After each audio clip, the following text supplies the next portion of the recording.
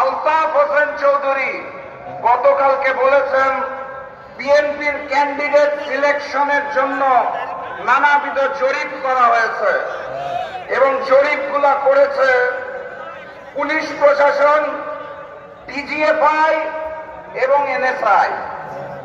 অর্থাৎ বিএনপি নেতা বলতে চায় তাদের প্রার্থীদের জরিপ প্রশাসনের লোকজন করেছে, তাও সর্বোচ্চ 3টি প্রশাসনিক কাঠামো বাংলাদেশে।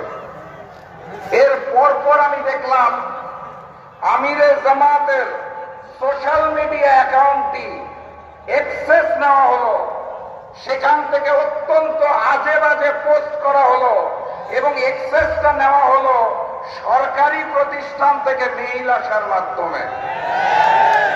আমি তার পরপর দুঃখের সাথে দেখলাম আমাদের এক ভাই শেরপুর উপজেলা